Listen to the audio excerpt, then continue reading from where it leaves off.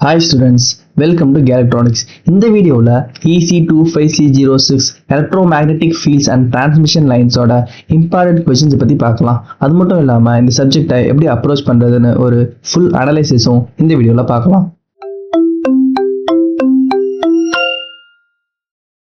வீடியோக்குள்ள போறதுக்கு முன்னாடி ஒரு குட்டி இன்ஃபோ. இந்த பேப்பர் உங்களுக்கு டெரிவேட்டிவ் அண்ட் ப்ராப்ளமேட்டிக் டைப்ல தான் கேட்க போறாங்க. மோஸ்ட்லி டெரிவேஷன் தான் கேட்பாங்க. அதனால நீங்க டெரிவேஷனை நல்லா ப்ராக்டிஸ் பண்ணி பாருங்க.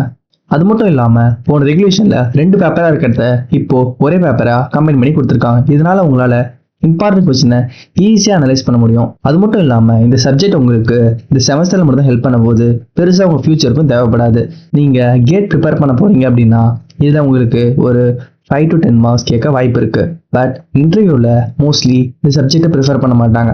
Because no one like this subject. So நீங்கள் ரொம்ப இந்த சப்ஜெக்ட் பற்றி கவலைப்பட வேணாம். ஜஸ்ட் இந்த செமஸ்டரை கிளியர் பண்ணுறதுக்கு மட்டும் நல்லா படிங்க. இந்த சப்ஜெக்டை படித்தா ஆப்பர்ச்சுனிட்டியே இல்லையா அப்படின்னா கண்டிப்பாக இருக்குது. தமிழ்நாட்டில் சென்னையில் கூட சமீர்னு ஒரு இஎம்எஃப் கம்பெனி சென்ட்ரல் கவர்மெண்ட்டோடது ரன் ஆகிட்டு தான் இருக்குது. ஸோ இந்த சப்ஜெக்ட் படிச்சிருந்தீங்கன்னா அங்கே கூட உங்களால் ப்ராஜெக்ட் இன்ஜினியராக உள்ளார போய் என்ட்ரன்ஸ் எக்ஸாம் எழுத முடியும். ஸோ இந்த சப்ஜெக்டை எப்படி படிக்கணும்னு சூஸ் பண்ண போகிறது நீங்கள் தான்.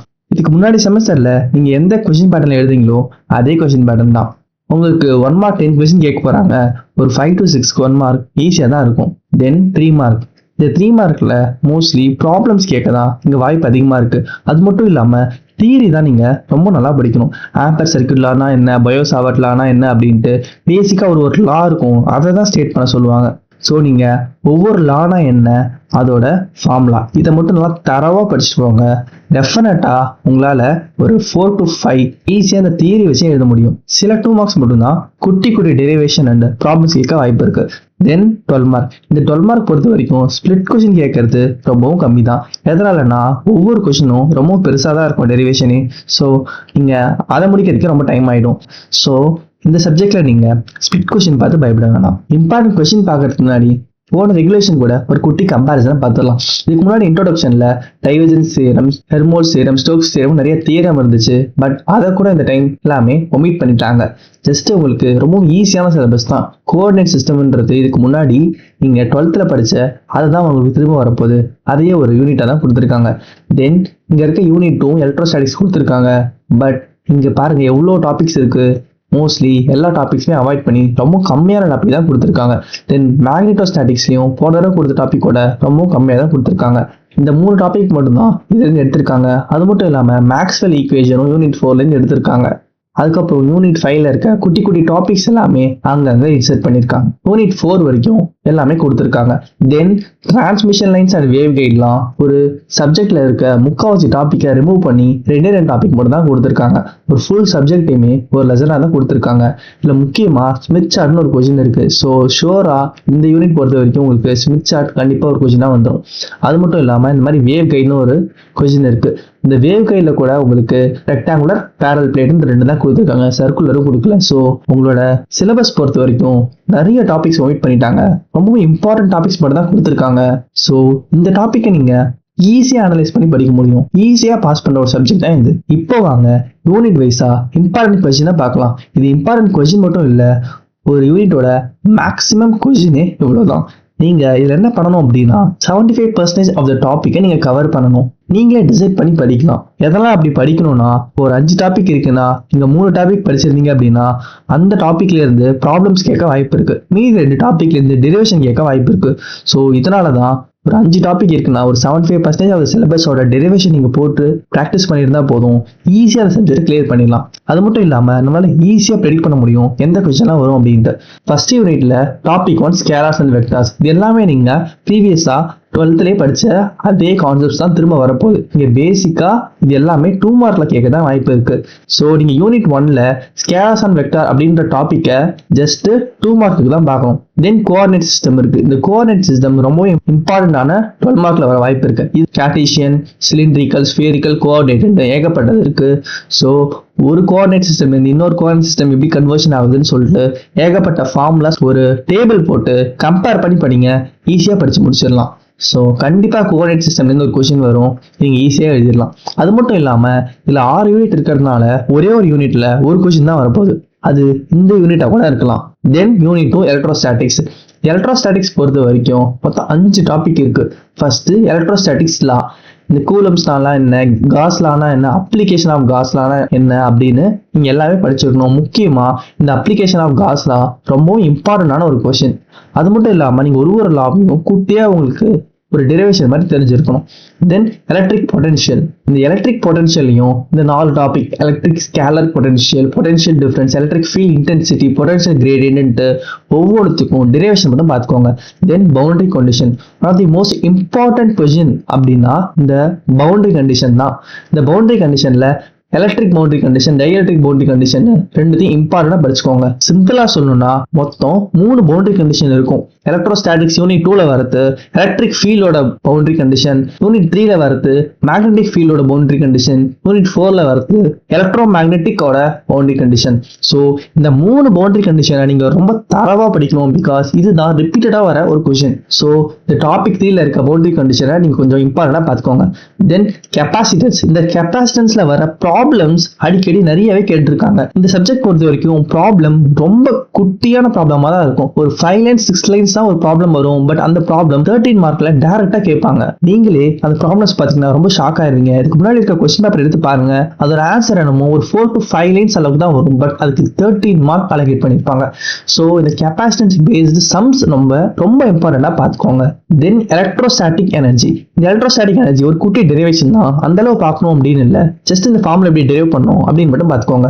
தென் யூனிட் 3 மேக்னெட்டோஸ்டாட்டிக்ஸ், இதுலயும் நார்மலா இருக்க லாஸ்லாம் ரொம்ப இம்பார்ட்டண்டா நீங்க 2 மார்க்காக படிச்சே ஆகணும். அப்படி லானா என்ன, அதுக்கான ஃபார்ம்லா என்ன அப்படின்னு உங்களுக்கு ரொம்ப நல்லாவே தெரிஞ்சிருக்கணும். Then magnetic force, the torque on current carrying conductor அப்படின்னு ஒரு கொஸ்டினை நீங்க கொஞ்சம் நல்லாவே படிச்சுக்கோங்க. அது மட்டும் இல்லாம டார்க் ஆன் கரண்ட் லூப், இந்த கொஸ்டினும் நீங்க ரொம்ப இம்பார்ட்டண்டா படிச்சுக்கோங்க. தென் மேக்ஸ்வெலோட மேக்னெட்டோஸ்டாட்டிக் ஈக்குவேஷன் அப்படின்னு 2 ஈக்குவேஷன் இங்க டாபிக் 3லே கொடுத்துருப்பாங்க.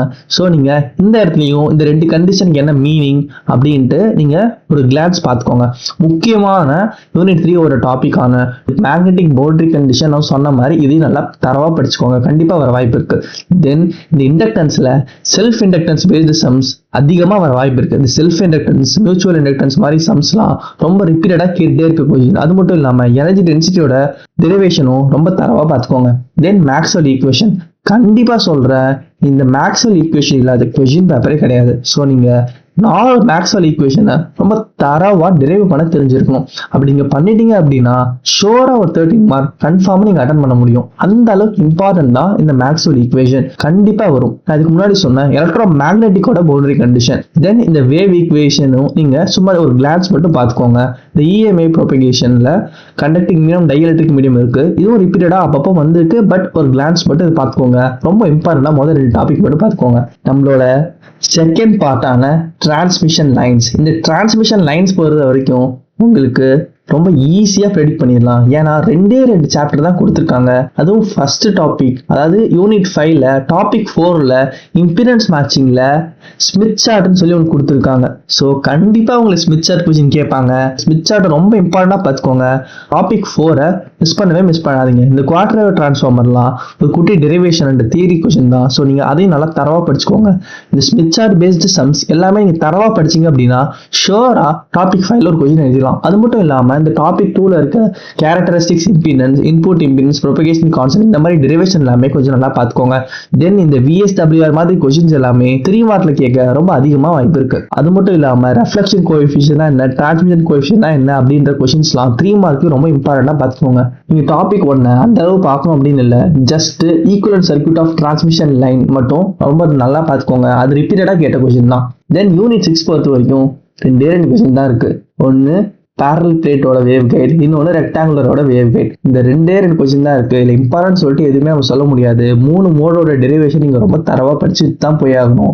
அது மட்டும் இல்லாமல் அதோட பேராமீட்டர்ஸையும் நம்ம டெரைவ் பண்ணி ஆகணும். ஸோ உங்களுக்கு யூனிட் 6 பொறுத்த வரைக்கும் ரொம்ப பெரிய, ரொம்ப கஷ்டமான டெரிவேஷனாக தான் இருக்கும். பட் அந்த டெரிவேஷன் எல்லாமே நீங்க படிச்சுட்டீங்க அப்படின்னா ரொம்பவும் ஈஸியா நீங்க யூனிட் 6லயும் ஒரு கொஸ்டின் எழுதிடலாம். எல்லா டாபிக்கோட ஒரு ஓவர்வியூவை பார்த்துட்டோம். இப்போ எந்த கொஸ்டினை விட்டுட்டு போயிடவே கூடாது அப்படின்னு இப்போ பார்க்கலாம். கண்டிப்பா இந்த கொஸ்டின்ஸ் படிச்சா ஈஸியா சப்ஜெக்ட் கிளியர் பண்ணிடலாம். டாபிக் 1 பொறுத்த வரைக்கும் இந்த டாபிக் 2ல இருக்க கோஆர்டினேட் சிஸ்டம் ரொம்ப தரவா படிச்சுக்கோங்க. அதுல இருக்க எல்லா கோஆர்டினேட் சிஸ்டம், அது மட்டும் இல்லாம அதோட கன்வர்ஷன்ஸ் எல்லாமே ஒரு பாக்ஸ் போட்டு நீங்க படிச்சீங்க அப்படின்னா ரொம்ப ஈஸியா இருக்கும். யூனிட் 2 பொறுத்த வரைக்கும் இந்த லாஸ் எல்லாமே நீங்க 3 மார்க்குக்கு படிங்க. அது மட்டும் இல்லாம இந்த அப்ளிகேஷன் ஆஃப் காஸ் லா ரொம்பவும் இம்பார்ட்டன்டான ஒரு 13 மார்க். ஸோ நீங்க அதையும் கண்டிப்பா விட்டுட்டு போயிடவே கூடாது. தென் இந்த பவுண்டரி கண்டிஷன், ஷோரா இந்த 3 பவுண்டரி கண்டிஷன்ல ஒரு பவுண்டரி கண்டிஷன் இல்ல 2 பவுண்டரி கண்டிஷன் கூட வர வாய்ப்பு இருக்கு. அது பேஸ்டு சம்ஸ் வரவும் வாய்ப்பு இருக்கு. ஸோ நீங்க ஃபர்ஸ்ட் பவுண்டரி கண்டிஷனோட தியரியும் தென் பவுண்டரி கண்டிஷனோட ப்ராப்ளம்ஸையும் கொஞ்சம் பார்த்துக்கோங்க. பட் ப்ராப்ளம் அந்த அளவு இம்பார்ட்டன்ட் இல்லை, கண்டிப்பா தியரியை மிஸ் பண்ணிட்டு போயிடாதீங்க. தென் இந்த கெப்பாசிட்டன்ஸ் பேஸ்டு சம்ஸை விட்டுறாதீங்க. ரொம்ப ஈஸியா தான் இருக்கும், 4 to 5 இயர்ஸ் தான் வரும், பட் கண்டிப்பா அது வரும். இந்த யூனிட் பொறுத்த வரைக்கும் இந்த applications of Gauss law, boundary condition and then capacitance, இந்த 3 டாபிக்கையும் ரொம்ப நல்லா படிச்சுக்கோங்க. Then unit 3 magnetostatics. இந்த யூனிட்ல டாபிக் 4 ஆன மேக்னெட்டிக் பவுண்டரி கண்டிஷனை ரொம்ப நல்லா படிச்சுக்கோங்க. அது மட்டும் இல்லாம இண்டக்டன்ஸ்ல self inductance and mutual inductance base sums எல்லாமே ரொம்ப நல்லா பார்த்துக்கோங்க. அது மட்டும் இல்லாம ஸ்டார்டிங்ல இருக்க ஆம்பேர் சர்க்யூட்லாம், பயோசாவர்ட்லாம், அது பேஸ்டு சம்ஸும் உங்களுக்கு கேட்க வாய்ப்பு இருக்கு. அதோட டெரிவேஷன் கூட நீங்க ரொம்ப இம்பார்ட்டண்டா படிங்க. அந்த டெரிவேஷன்ஸ் கூட உங்களுக்கு 13 மார்க் கேட்க வாய்ப்பு இருக்கு. தென் யூனிட் 4 கண்டிப்பா சொல்றேன், மேக்ஸ்வெல் ஈக்குவேஷன்ல ஷோரா ஒரு 13 மார்க் கேட்பாங்க. 4 டெரிவேஷனையும் ரொம்ப நல்லா தரவா படிச்சுக்கோங்க. அது கண்டிப்பா ஒரு கொஸ்டின் இருக்கு. அது மட்டும் இல்லாம அந்த யூனிட்ல செகண்ட் ப்ரியாரிட்டியா பவுண்டரி கண்டிஷன் படிச்சுக்கோங்க. 5th யூனிட் பொறுத்த வரைக்கும் டிரான்ஸ்மிஷன் லைன்ஸ் இருக்கு.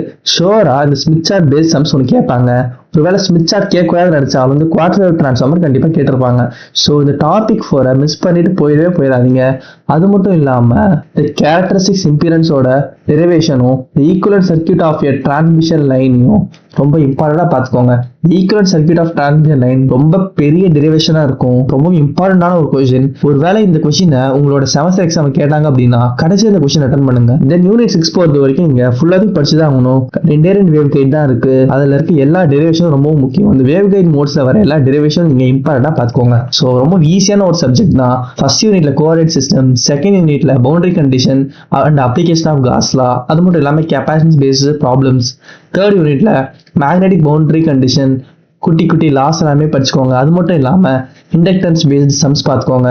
தென் யூனிட் 4 பொறுத்த வரைக்கும் மேக்ஸ்வெல் ஈக்குவேஷன் ஷோரா வந்துடும், அதோட பவுண்டரி கண்டிஷன்ஸும் ஒரு கிளான்ஸ் பார்த்துக்கோங்க. யூனிட் 5ல ஈக்குவல் சர்க்யூட் ஆஃப் டிரான்ஸ்மிஷன் லைனும் இம்பிடன்ஸ் மேட்சிங் யூசிங் ஸ்மித் சார்ட்டும் ஷோரா 2த்துல ஒரு கொஸ்டின் வந்துடும்.